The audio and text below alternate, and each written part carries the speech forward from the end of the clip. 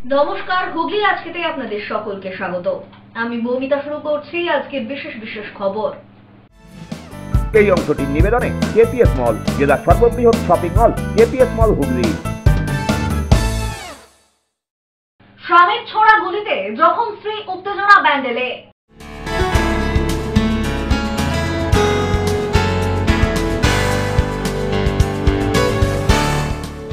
অবৈধ দখলীকৃত সরকারি জমি বিক্রি, চাঞ্চল্য পূর্বাদাতপুর ব্লকে।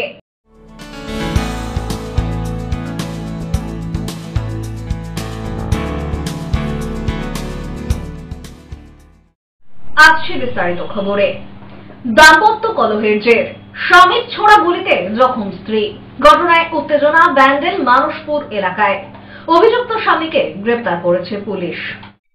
সাংসারিক অশান্তির জেরে স্বামীর ছোড়া গুলিতে জখম স্ত্রী। গলায় মোটা চেন থাকায় আপাতত প্রাণে বেঁচে যান তিনি। মঙ্গলবার রাত 7:30 নাগাদ ঘটনাটি ঘটেছে ব্যান্ডেল মানসপুর এলাকায়। পুলিশ অভিযুক্ত স্বামীকে গ্রেপ্তার করেছে। পুলিশ ও স্থানীয় সূত্রে খবর, বছর 4 ধরে ওই এলাকায় ভাড়া থাকেন কিষান ও কলা মালিক নামে এক দম্পতি। প্রায় 25 বছর আগে প্রণয় সূত্রে আবদ্ধ হয়ে বিয়ে হয়েছিল তাদের। দম্পতির 2 মেয়ে ও একটি 8 বছরের ছেলে রয়েছে। বড় মেয়ের বিয়ে হয়ে গিয়েছে। স্থানীয়দের দাবি, ছোট মেয়ের এদিন ঘরোয়া অনুষ্ঠানের মধ্যে দিয়েই বিয়ে হচ্ছিল। অভিযোগ, বিয়ে মিটে যাওয়ার পর পেশায় অটো চালক কিষান নিত্যদিনের মতো এদিনও রাতে কলার সঙ্গে নানান অছিলায় অশান্তি জুড়ে দেয়। কলার দাবি, হঠাৎই বন্দুক বের করে খুব কাছ থেকে তার বুকে গুলি চালিয়ে দেয় কিষান। আমার স্বামী গুলি মেরেছে। কেন? মদ খেয়ে ঝগড়া করছিল। আমি বলছিলাম, তুমি কাজে মাঝে যাচ্ছ না, মদ খেয়ে এসে ডেলিভারি ড্রামা করছো। আমি একটু রাগারাগি করলাম। আর সব সময় বলতো, তোকে আমি মেরে দেবো, তোকে আমি মেরে দেবো, তুই আমার হাতেই মরবি, তুই আমার হাতেই মরবি করে বলছিল। আর চালিয়ে দিল। স্বামীর কাছে বন্দুক থাকে সবসময়? না, ও কোথা থেকে নিয়ে এসছি কি আমি জানি না। আমি তো জানতে পারিনি ও রেখেছিল না এনেছিল, আমি জানি না। মেয়েকে বিয়ে দিয়ে দিলাম, ছেলে ছোট ছেলে আছে। বাড়িতে তখন কেউ ছিল না? আমার ছেলে আর আমি ছিল। আমার ছেলে মোবাইলে খেলছিল, 8 বছরের ছেলে। ও মোবাইল খেলছিল, আমি পালাকে বসেছিলাম। কথা বলতে বলতে এসে চট করে মেরে দিয়ে বলে, আমার মায়ের গালাগালি দিয়ে বললো, যা এবার তুই যা, তোর কাজই শেষ। আমি সিটি গোল্ডের একটা চেইন পরেছিলাম মোটা করে, ওই সিটি গোল্ড চেইনের লেগে আমাকে লেগেছে, ওই জন্য আমি বেঁচে গেছি। পরে তার চিৎকারে স্থানীয়রা ছুটে এসে তাকে চুঁচুড়া ইমামবাড়া সদর হাসপাতালে নিয়ে যায়। বর্তমানে হাসপাতালে চিকিৎসাধীন তিনি। আমরা তো বিয়ে বাড়ি ছিলাম, ওদের স্বামী স্ত্রীর মধ্যে কি হয়েছে আমরা তো জানতাম না। পাড়ার লোক ফোন করে ডাকলো, যখন আমরা এসলো তখন ওরা চলে গেছে। তখন ওর মা এসে, বউটার মা এসে বললো কি তাবিজ উবিজ পড়েছিল, তাবিজে লেগে গেছে, বেঁচে গেছে, কিছু হয়নি। সেটাকে সারেন্ডার করেছে থানায়। সারেন্ডার করেছে। কত বছর ধরে আছে এখানে? অনেকদিন ধরে আছে, অনেকদিন ধরে আছে। বছর 4 হবে আর বেশি। ছেলেটা কি করে? এটা অটো চালায়। অটো? আজকে কি ওদের বাড়িতে কোনো অনুষ্ঠান ছিল? বিয়ে বাড়ি ছিল, ওদের মেয়ের বিয়ে বাড়ি ছিল, ওর মেয়ের বিয়ে বাড়ি। কি করেছে শুনলেন? মানে স্বামীকে কি গুলি চালিয়েছে? তাই তো শুনলাম। এরকম কি করে? মানে ওর মেজামেশা কিরকম? এরকম গুলি চালালো হঠাৎ করে বন্দুক নিয়ে এসে, জানতেন এরকম কিছু এর আগে কোনোদিন? কোনোদিন এরকম তো আমি দেখিনি আজ পর্যন্ত। পাড়াতেই এরকম কাজ হয়নি, আজকে প্রথম হয়েছে এরকম। পাড়ার লোক সবই এরকম কি হলো সব ভাবলো বাজি ফাটাচ্ছে। সালা কোনো পুজো তো নাই যে বাজি ফাটাচ্ছে। আমরা তো বিয়ে বাড়িতে ছিলাম, তো আমরা শুনলাম এরকম দুর্ঘটনা। ঘটনায় অভিযুক্ত কিষানকে এদিন চুঁচুড়া আদালতে পেশ করে পুলিশ। ব্যুরো রিপোর্ট, হুগলি আজকে। সুষ্ঠুভাবে ই-রিকশা পরিচালনা সম্পর্কিত বিষয়ে চন্দননগরের মহানাগরিক রাম চক্রবর্তীকে স্মারকলিপি প্রদান করল ই-রিকশা সংগঠনের সদস্যরা। ই-রিকশা সুষ্ঠুভাবে পরিচালনার লক্ষ্যে চন্দননগরের মহানাগরিক রাম চক্রবর্তীকে স্মারকলিপি প্রদান করলেন সংগঠনের সদস্যরা। মঙ্গলবার থেকে চন্দননগরে ই-রিকশা ও টোটো গণনার প্রক্রিয়া শুরু হয়েছে। আর আজই ই-রিকশা সুষ্ঠুভাবে পরিচালনা সম্পর্কিত ডেপুটেশন প্রদান করা হলো চন্দননগরের মহানাগরিক রাম চক্রবর্তীকে। বিগত দিনে নানাভাবে ই-রিকশা চালকদের নানান সমস্যার সম্মুখীন হতে হয়েছে। সেই কথা মাথায় রেখেই আগামী দিনে কোনো রকম হয়রানির শিকার না হয়ে যাতে সুষ্ঠুভাবে ই-রিকশা চলাচলের ব্যবস্থা গ্রহণ করা যায়, সেই উদ্দেশ্যেই তাদের এই স্মারকলিপি প্রদান। এদিন তাদের দাবি সমূহের মধ্যে ছিল ই-রিকশা নথিভুক্তকরণের প্রক্রিয়া স্বচ্ছ ও পারদর্শীভাবে পরিচালনা ও এই কাজে ই-রিকশা সংগঠনের প্রতিনিধিদের যুক্ত করতে হবে। পাশাপাশি ই-রিকশা পরিচালন ও নিয়ন্ত্রণের নির্দিষ্ট নিয়ম আলাপ আলোচনার মধ্যে দিয়েই প্রণয়ন করতে হবে। এছাড়াও ই-রিকশা চালকদের অহেতুক হয়রানি ও হেনস্থা বন্ধ করতে হবে। পাশাপাশি পৌর নিগম কর্তৃক বর্তমানে পরিচালিত ই-রিকশা গণনার প্রক্রিয়া স্বচ্ছ ও ত্রুটিমুক্ত করতে হবে সহ একাধিক দাবি দেওয়া। মোট 8 দফা দাবিতেই এদিন তারা তাদের স্মারকলিপি প্রদান করেন। এদিন প্রথমে চন্দননগর পৌর নিগমের সামনে উপস্থিত হন সংগঠনের সদস্যরা। তারপর তারা নিজেদের দাবি দেওয়া সম্বলিত এই স্মারকলিপি তুলে দেন মহানাগরিকের হাতে। দীর্ঘদিন ধরে রাজ্য পরিবহন দপ্তর এবং এমনকি আমাদের বিভিন্ন পঞ্চায়েত এবং পৌরসভার পক্ষ থেকেও টোটো বা ই-রিকশা যাকে আমরা বলছি সেই সম্পর্কে বিভিন্ন রকম কথাবার্তা উঠে আসছে। আমরা দেখেছি এর রেজিস্ট্রেশন কখনো পরিবহন দপ্তর করেছে, কোথাও কোথাও পঞ্চায়েত করেছে, কোথাও পৌরসভা করেছে। এই গোটা ব্যবস্থায় একটা অস্বচ্ছতা ছিল এবং রাস্তাঘাটে আমরা দেখেছি বহু মানুষ সোশ্যাল মিডিয়াতেও ই-রিকশা চালকদের ই-রিকশা চালানোর প্রশ্নে, যানজটের প্রশ্নে নানান ধরনের মন্তব্য করেন। আমাদের চন্দননগর শহরে আমরা জানতে পারি যে ই-রিকশা গণনার কাজ পৌর প্রশাসন শুরু করেছেন। আমরা তাকে এখানে আমাদের টোটো চালক যারা আছেন তাদের কতগুলো কথা আছে। সেই টোটো চালকদের এই গোটা প্রক্রিয়াটা সাধারণভাবে যা হয় যে অংশগ্রহণকারী প্রতিটি অংশকে যুক্ত করে নিয়ে কাজ হয়, কিন্তু এইখানে টোটো চালকদের সাথে কোনো আলোচনা করা, এদের নানান ধরনের যে সামাজিক সুরক্ষা, ধরুন রাজ্য সরকার ঘোষণা করেছে সামাজিক সুরক্ষা যোজনা, কিন্তু এরা কেউ সেই সুরক্ষা যোজনা পায় না। তাহলে এদের কাছে এই পিএফ, গ্র্যাচুইটি, মেডিকেলের ফ্যাসিলিটি। ব্যুরো রিপোর্ট, হুগলি আজকে। চুঁচুড়া আনন্দমঠ পশ্চিমপাড়া এলাকা থেকে অজ্ঞাত পরিচয় এক বৃদ্ধাকে উদ্ধার করে চিকিৎসার জন্য চুঁচুড়া ইমামবাড়া সদর হাসপাতালে ভর্তি করানো হলো। চুঁচুড়া থানার অন্তর্গত আনন্দমঠ পশ্চিমপাড়া এলাকা থেকে অজ্ঞাত পরিচয় এক বৃদ্ধা উদ্ধার হলো। স্থানীয় সূত্রে জানা গিয়েছে, গতকাল থেকে ওই বৃদ্ধাকে দেখা গিয়েছিল এলাকায়। এদিন সকালেও ফের ওই এলাকায় তাকে দেখা যেতেই এলাকাবাসীরা তাকে জিজ্ঞাসাবাদ শুরু করলে তিনি নিজের কোনো পরিচয় দিতে পারেননি। এরপরেই এলাকাবাসীদের নজরে আসে ওই বৃদ্ধার মুখে রয়েছে আঘাতের চিহ্ন। এলাকাবাসীরা খবর দেয় সিংহীবাগান এলাকার প্রাক্তন পঞ্চায়েত সদস্য অজয় মহান্তিকে। ঘটনাস্থলে অজয়বাবু অ্যাম্বুলেন্স নিয়ে হাজির হন। পাশাপাশি খবর দেওয়া হয় পুলিশেও। এরপরে উপস্থিত হয় চুঁচুড়া থানার পুলিশও। অ্যাম্বুলেন্সে করে তারপর সেই বৃদ্ধাকে নিয়ে যাওয়া হয় চুঁচুড়া ইমামবাড়া সদর হাসপাতালে চিকিৎসার জন্য। বর্তমানে সেখানেই চিকিৎসাধীন ওই বৃদ্ধা। সকালবেলায় আমার পশ্চিমবঙ্গ থেকে আমাকে যেটা খবর আছে, তা বয়স্ক মহিলা কাল রাত্রি থেকে ওখানে পড়ে আছে অসুস্থ। সেই শুনে আমি ওখানে যাই, পৌঁছে দেখি ভদ্রমহিলা খুব অসুস্থ।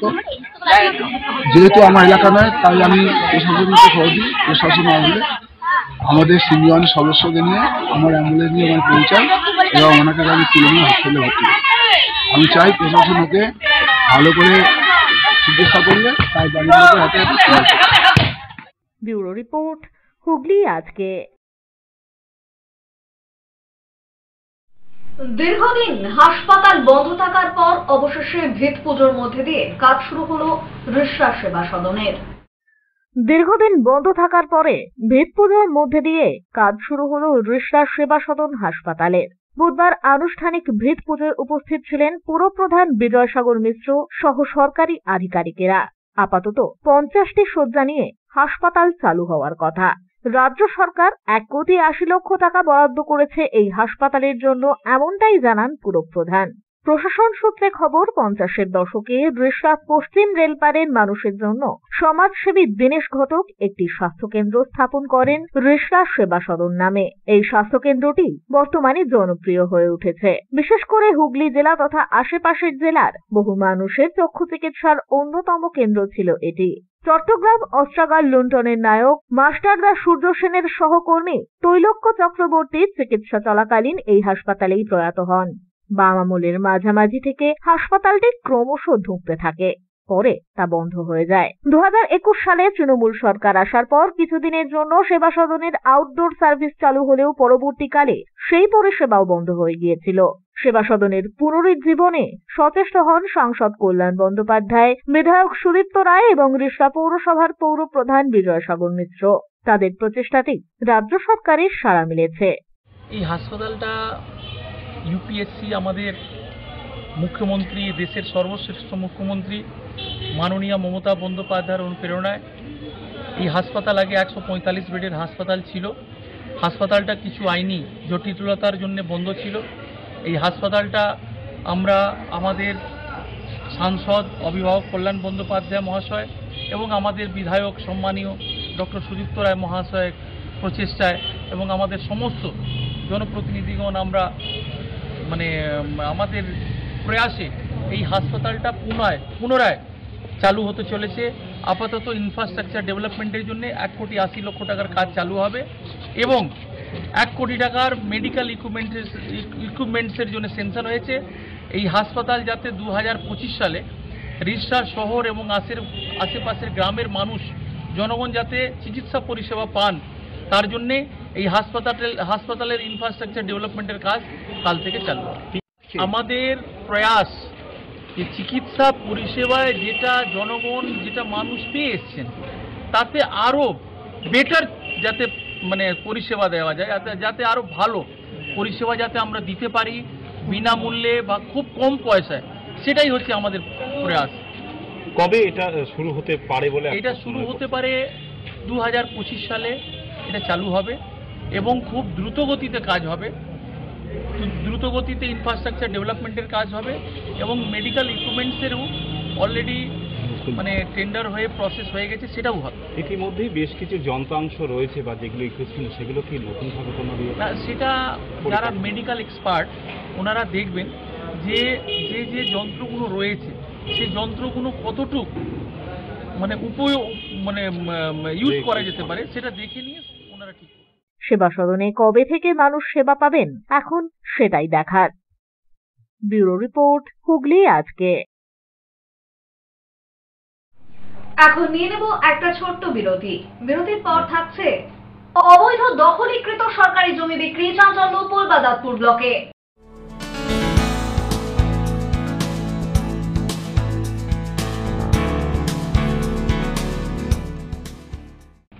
বিরতির পর ফিরে আসবো আরো অন্যান্য খবর নিয়ে। হুগলি আজকের সঙ্গে থাকুন।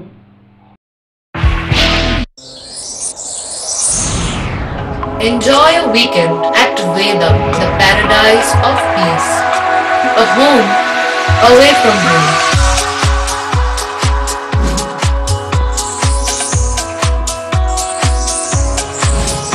See yourself resonating with the nature. Vedam welcomes you to create your best memories. When it comes to comfortable and value for money accommodation, nobody matches Poth Shati. Poth Shati is one of the rarest property of its kind in the map of West Bengal, which is the one-stop destination for your road trips in Hooghly district. You can enjoy every bit of historical essence of Bandel Church, Imambara, Bhuksheshwari Mandir, Sharat Chandra's birthplace, Vande Mataram Bhavan, French colony of Chandannagar. All are just half an hour distance by car. Comfortable stay at comfortable price with nice food. Walk on best green lawns, make your yogas and enjoy jacuzzi and colorful fountains. Poth Shati, your ultimate destination for weekend leisure. Marriage, conference, shooting and get together all are in one roof. Yes, think about Poth Shati, Hooghly.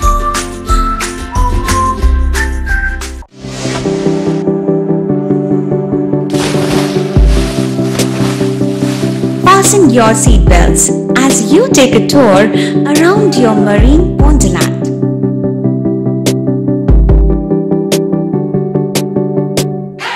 Spend a day at Aqua Marina and enjoy an array of water slides that give you butterflies in your tummy.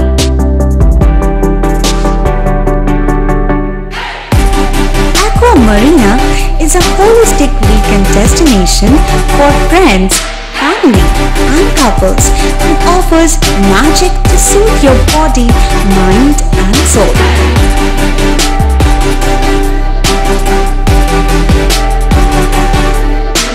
Aqua Marina, your customized magician. Welcome aboard and see the magic unfold. মাতারা কৃপা ধন্য মাতৃসাধক জ্যোতিষ শাস্ত্রী বাস্তুবিদ রত্ন বিশারদ শ্রী অশোক শাস্ত্রী এবার আপনার শহরে। বিদ্যায় বাধা, মাদকাসক্ত, কর্মে বা ব্যবসায় বাধা, প্রেমে বা বিবাহের জটিলতা, বিচ্ছেদ, বশীকরণ, বাস্তুদোষ, শত্রু দমন, সকল সমস্যার নিশ্চিত সমাধান। Date of birth, time, place of birth দ্বারা সম্পূর্ণ বিজ্ঞানসম্মতভাবে যে কোনো সমস্যার নিশ্চিত সমাধান। কোনো সমস্যাই নয় যদি থাকে শ্রী অশোক শাস্ত্রীর সহায়। চুঁচুড়া শতাব্দী প্রাচীন দি ডিউক ক্লাবে একই ছাদের নিচে শান্ত ও সুস্থ পরিবেশে যোগা, জিম এবং মেয়েদের জন্য অ্যারোবিক্সের ব্যবস্থা রয়েছে। একই সাথে একমাত্র চুঁচুড়াতেই বিশেষজ্ঞ কোচ দ্বারা বড় এবং ছোটদের টেনিস এবং টেবিল টেনিসের প্রশিক্ষণের পাশাপাশি রয়েছে খেলার সুব্যবস্থা। ভর্তি চলছে, সত্ত্বর যোগাযোগ করুন চুঁচুড়া খড়ির মোড়ের কাছে দি ডিউক ক্লাবে। হুগলির চকবাজারে অবস্থিত the Hooghly Cooperative Credit bank লিমিটেডে হোম লোন মাত্র 7.70% থেকে শুরু, ব্যবসার লোন 9.20% থেকে শুরু, গোল্ড লোন 7.6% থেকে শুরু, প্রসেসিং চার্জ 1.25%। বিশেষ দ্রষ্টব্য, টেকওভার লোনে কোনো প্রসেসিং চার্জ নেই, অন্যান্য ক্ষেত্রে 5,000 টাকা। হুগলির চকবাজারে অবস্থিত the Hooghly Cooperative Credit Bank Limited এবার থেকে এটিএম পরিষেবা নিয়ে হাজির। দেশের যে কোনো ব্যাংকের ডেবিট কার্ড এই এটিএম এ গ্রহণযোগ্য। আমাদের প্রধান শাখা হুগলির চকবাজারে। ফোন নাম্বার 033-2680-2399, 2680-7208 এবং 2680-6046। চুঁচুড়া শহরের প্রসিদ্ধ ফিজিওথেরাপিস্ট ডক্টর প্রদীপ রায়ের কাছ থেকে হাতে নাতে ফিজিওথেরাপি শেখার সুবর্ণ সুযোগ। গত 10 বছরের ও বেশি সময় ধরে 1000 জনেরও বেশি পেশেন্টকে সম্পূর্ণ সুস্থ করে তুলেছেন ডক্টর প্রদীপ রায় এবং তার কিউর এন্ড কেয়ার ফিজিওথেরাপি সেন্টার। এবার সেখানেই লাইভ প্র্যাকটিস সহ রিয়েল পেশেন্টকে ফিজিওথেরাপি করিয়ে হাতে নাতে শেখার সুযোগ। সঙ্গে আরও থাকছে অত্যাধুনিক যন্ত্র ব্যবহার এবং ডিজিটাল ক্লাসরুমের সুব্যবস্থা। ফিরে এলাম বিরতির পর। সরকারি জমি দখল করে অবৈধভাবে দলিল তৈরি করে সেই জমি বিক্রির অভিযোগ। ঘটনায় চাঞ্চল্য পোলবাদাতপুর ব্লকে। সরকারি জমি দখল করে অবৈধভাবে দলিল তৈরি করে তা বিক্রি করে দেওয়ার অভিযোগ উঠল এক তৃণমূল নেতার বিরুদ্ধে। জানা গিয়েছে, পোলবাদাতপুর ব্লকের আলীনগর কাশসারা এলাকায় পশ্চিমবঙ্গ সরকারের 53 শতক জমি রয়েছে, যে জমির বেশিরভাগই ওই এলাকার নেতা রুহুল আমিন সাধারণ মানুষকে দলিল বানিয়ে বিক্রি করে দিয়েছে। জমিটা দখল করছেন, কি বলবেন? কার বিরুদ্ধে? আপনার বিরুদ্ধে এবং রুহুল আমিনের বিরুদ্ধে অভিযোগ। জমির কাগজ দেখতে হবে, দলিল দেখতে হবে। এই জমি কি কাগজ দেখে জমি কেনা হয়েছে? আপনারা কিনেছেন? হ্যাঁ, কিনেছি। এই তো 1 নম্বর খতিয়ান। এই তো এইটা 53 শতক প্লট। হ্যাঁ, পুরো প্লটটাই 1 নম্বর খতিয়ান। এই যে বাড়িগুলো দেখতে পাচ্ছেন, এগুলো পুরোটাই, পুরো 53 শতক প্লটটাই হচ্ছে ভেস্টের। আচ্ছা, পুরো 53 শতক প্লটটাই। তো তাহলে এটাও তো ভেস্টের? হ্যাঁ, এটাও ভেস্টের। এটার কি করে দলিল হয়ে গেল? ওটা এইগুলো যেভাবে হয়েছে সরকারি নিয়ম অনুযায়ী। এগুলো তো সরকারি নিয়মে, ভেস্টেতে কোনোদিন সরকারি নিয়ম হয় না। কেউ বাড়ি করলে করে ফেলতে পারে, কিন্তু এই জমিটা এই মুহূর্তে খালি রয়েছে। আপনাদের উপর অভিযোগ উঠছে যে আপনারা কি দলিল করেছেন, কিনেছেন বলছেন। কিভাবে কিনেছে, কিভাবে দলিল হয়? এটা তো গভর্নমেন্টের রেভিনিউ ফিস দিয়ে যেভাবে রেজিস্ট্রি হয়। কে কিনেছে জমিটা? কার নামে দলিল হয়েছে? শামসুদ্দিন মন্ডল। আপনার নামটা বলুন। আমার নাম মোহাম্মদ শামীম। আমি জোর করে কারো জমি দখল করিনি। আমার পৈতৃক সম্পত্তি নয়, কেনার সম্পত্তি। আমি কিনেছি, বিক্রি করেছি। তো এই তো পুরো 53 শতক যে জমিটা আছে সেটা পুরোটাই 1 নম্বর খতিয়ান ছিল এক সময়। থাকতে পারে, আমি জানি না। সেটা কিভাবে দলিল হয়ে আপনি কিনলেন এবং আপনিই বা বিক্রি করলেন? সরকারের কাছে দলিল হয়েছে, সরকার বুঝতে পারবে, বলবে যে কিভাবে দলিলটা হয়েছে। 1 নম্বর খতিয়ানে দলিল তো ধরুন কোর্টে রেজিস্ট্রি করে দলিল, এটা তো আমার হাতের লিখা নয়। আপনি কি সকলকে এই এলাকায় সব জমি আপনি বিক্রি করেছিলেন? তাই 53 শতক। 53 শতক। তাদের কি এখনো পর্যন্ত কোনো কাগজপত্র, মানে দলিল ছাড়া আর কিছু হয়নি? কেউ কিছু আজ পর্যন্ত বলেনি। যদিও এলাকাবাসীদের অভিযোগ, জমি কেনার পর থেকে কোনো রকম ভাবেই তারা সম্পূর্ণ কাগজ আছে, যাকে লোক সমর্থন করে বাস করতে দিচ্ছে। যার তার জমি, আমার বাপের জমি ডুপ্লিসিটি করে দখল করে অন্য লোককে বিক্রি করে দিয়েছে। আর কেউরাও টাকা কিনে কাঁদছে বসে, রেকর্ড করতে পারছে না। দু একটা লোক কোনো রকমের টাকা পয়সা দিয়ে ওটা রেকর্ড করিয়েছে, লেকিন সবাই এখন করাতে পারেনি। সমস্যা হয়েছে শুনেছি, এখানে একটা 1947 দাগ, সেই দাগটা বর্তমানে 1 নম্বর খতিয়ানে দেখাচ্ছে। তো এই জায়গাটা তিনকড়ি নাম ব্যক্তি ব্যাপারটা উনি দখল করেছিলেন, উনি মাটি ফেলেছিলেন এবং দেখা ভালো উনিই করতেন। এবং তারপরেও গতকাল জানতে পারি এই জায়গাটা এখানকারই 2 ব্যক্তি কিনেছেন এবং তারা তাদের দলিলপত্র দেখাচ্ছেন। এবার কতটা ব্যাপারটা যুক্তিযুক্ত এবং কি এর ভিতরে রয়েছে সেটা আপনাকে বিএলআর অফিস বা প্রশাসন বলতে পারবে। এখানে বিবাদ ঝামেলা যেটুকু হয়েছে আমি পঞ্চায়েতকে জানিয়েছি, পঞ্চায়েত এতে হস্তক্ষেপ করবে বলেছে। এবং এই বিষয়ে আমাদের সহসভাপতি তানসেন আলী মণ্ডল উনিও ব্যাপারটা জানেন, ওনার কাছেও কালকে বিষয়টা নিয়ে আলোচনা হয়েছিল। দেখুন, উনি তো দলিল দেখাচ্ছেন এবং তারপরেও পিঠ দলিল 3-4টে দেখাচ্ছেন, এবং কিভাবে 1 নম্বর খতিয়ানে হয় এটা তো আমি তো বুঝতে পারছি না যে কিভাবে হতে পারে এটা, কারণ 1 নম্বর খতিয়ান যখন অনলাইন মারা হয় তখন সেটা কোনো দাগ নাম্বার দেখায় না। তাদেরই পার্শ্ববর্তী একটি জমি ফাঁকা পড়েছিল। দুদিন আগে হঠাৎ করেই সেখানে কয়েকজন মানুষ সীমানা পাঁচিল দিতে আসলে রুখে দাঁড়ান এলাকাবাসীরা। সাথে সাথে সেখানে এসে পৌঁছন পোলবাদাতপুর ব্লকের সহসভাপতি তানসেন আলী মণ্ডল। তিনি দেখেন এই জমিও বিক্রি হয়ে গিয়েছে। বিক্রির নেপথ্যে রয়েছেন সেই রুহুল আমিন। সাথে সাথেই তিনি ব্লকের বিএলআরও কে বিষয়টি খতিয়ে দেখার আবেদন করেন। শুনুন, আমার যেটা জানা আছে, এই জমিটা কিন্তু এখন 1 নম্বর খতিয়ান আছে, সরকারি রেকর্ডভুক্ত হয়ে আছে। এখানে কিন্তু তার পরবর্তী পর্যায়ে যারা দলিলপত্র করেছে, সরকারি রেকর্ড থাকা অবস্থাতে সেই জমি দলিল হতে পারে না, বৈধ দলিল হতে পারে না। যদি হয়ে থাকে এটা সঠিক হয়নি। এবং এই জায়গাটা জায়গাটা পড়ে আছে, এই জায়গাটা দীর্ঘদিন ধরে একটা ব্যক্তি তার দখলে আছে, এবং সে দখলে আছে এবং দখল এখন পর্যন্ত আছে। কিন্তু একজন কে কিনেছে আমি জানি না, সে বলছে আমি কিনে নিচ্ছি, কিনে জোর করে দখল করতে চাইছে, যার কারণে একটা সমস্যার সৃষ্টি হচ্ছে। কি বলবেন, এই এলাকাটা তো পুরোটাই 1 নম্বর খতিয়ানে ছিল, সেখানে এবার এই 1 নম্বর খতিয়ানের জমি যে বিক্রি করেছে সে কিন্তু বহু লোককে বিক্রি করেছে, কিন্তু আজ পর্যন্ত তারা রেকর্ড করাতে পারেনি। যেহেতু 1 নম্বর খতিয়ানের সম্পত্তি দলিল করে সে বিক্রি করে দিয়েছে, তাকে পয়সা করে নিয়ে নিয়েছে। কাউকে কে সে ব্যক্তি বিক্রি করলো? শেখ রুহুল আমিন এই জমিগুলো বিক্রি করেছে স্যার? হ্যাঁ, এখন আমরা জানতে পেরেছি, এরপর ব্যবস্থা নিতে হবে, আইনত ব্যবস্থা নিতে হবে। এ বিষয়ে বিএলআরও জানিয়েছেন, অবশ্যই আমরা খতিয়ে দেখব। যদি পশ্চিমবঙ্গ সরকারের জমি হয় তাহলে যথেষ্ট ব্যবস্থা গ্রহণ করা হবে। এদিন দুপুরে ওই জমিটি খতিয়ে দেখতে আসেন পোলবাদাতপুর ব্লকের বিডিও বিএলআরও। সেখানে এসে তারা সাফ জানিয়ে দেন এ জমি পশ্চিমবঙ্গ সরকারের, সাথে সাথে পদক্ষেপ গ্রহণ করেন। জমিটিকে সরকারের দখলে এনে তাতে সাইনবোর্ডও টাঙিয়ে দেওয়া হয়। এরপর বিএলআরও বা বিডিএর কোন রকম প্রতিক্রিয়া না মিললেও জেলা পরিষদের সভাধিপতি জানান, পশ্চিমবঙ্গ সরকারের মুখ্যমন্ত্রী মমতা বন্দ্যোপাধ্যায় জানিয়েছিলেন সরকারের জমি কোন রকম ভাবেই দখল করা যাবে না। তাই সেই নির্দেশ মতো বিএলআরও ও বিডিও যে কাজ করেছে তাদের সাধুবাদ জানাই।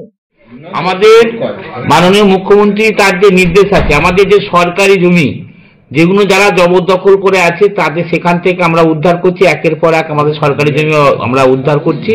কারণ কোনরূপ ভাবে আমরা সরকারি জমি যাতে বেদখল না হয়ে যায় সেদিকে আমাদের নজর রয়েছে।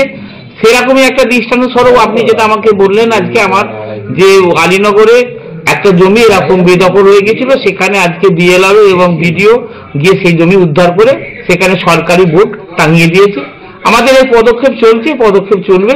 কোনরূপ ভাবে সরকারি জমি যাতে বেদখল না হয়ে যায় সেদিকে আমাদের নজর রয়েছে। অন্যদিকে এলাকার ওই নেতার বিরুদ্ধে একাধিক জমি জালিয়াতির অভিযোগ রয়েছে, যা খতিয়ে দেখছে প্রশাসন। ব্যুরো রিপোর্ট, হুগলি আজকে।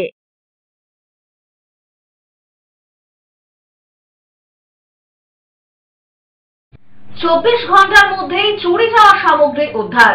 জাঙ্গিপাড়ার রশিদপুর গ্রামের শেখর ঘোষ বাড়িতে চুরির অভিযোগ দায়ের করেছিলেন থানায়। অভিযোগের 24 ঘন্টার মধ্যেই জাঙ্গিপাড়া থানার পুলিশের তৎপরতায় উদ্ধার হলো চুরি যাওয়া সামগ্রী। ঘটনায় অভিযুক্ত রাকেশ রায় ও শঙ্কর দাস ওরফে বুদোকে গ্রেফতার করেছে পুলিশ।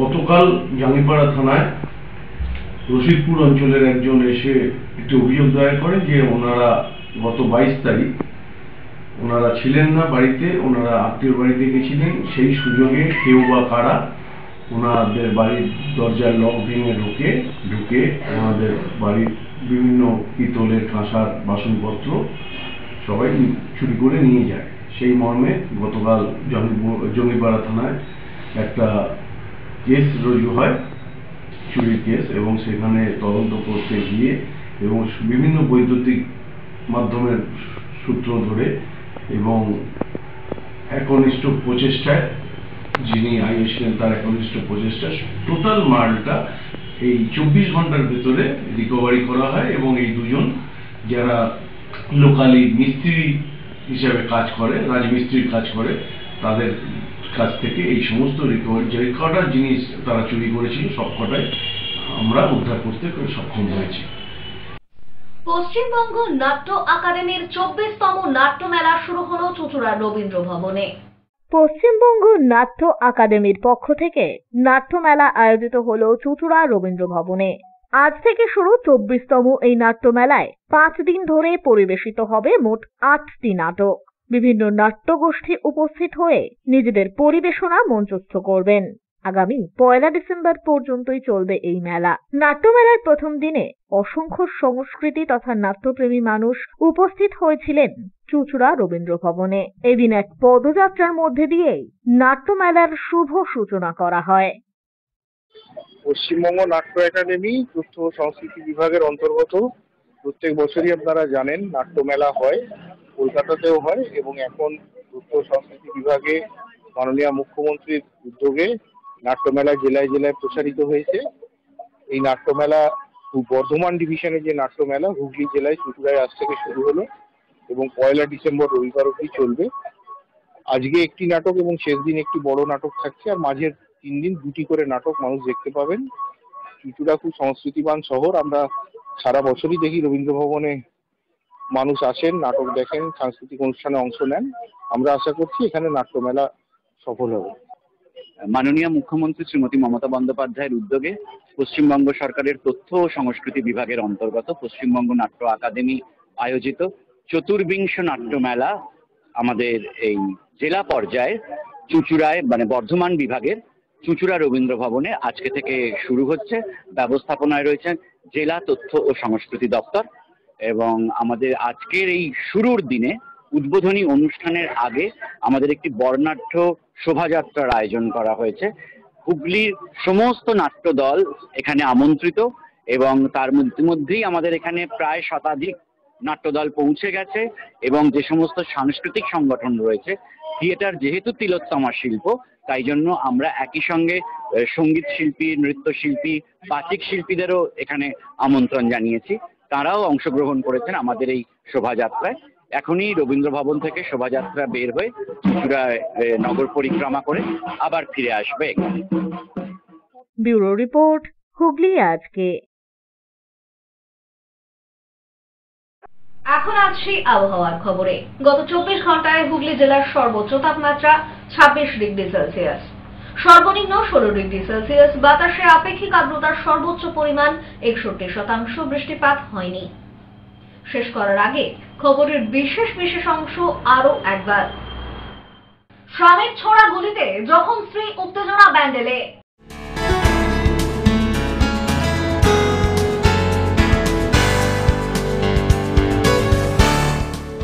অবৈধ দখলীকৃত সরকারি জমি বিক্রি, চাঞ্চল্য পূর্বাদাতপুর ব্লকে।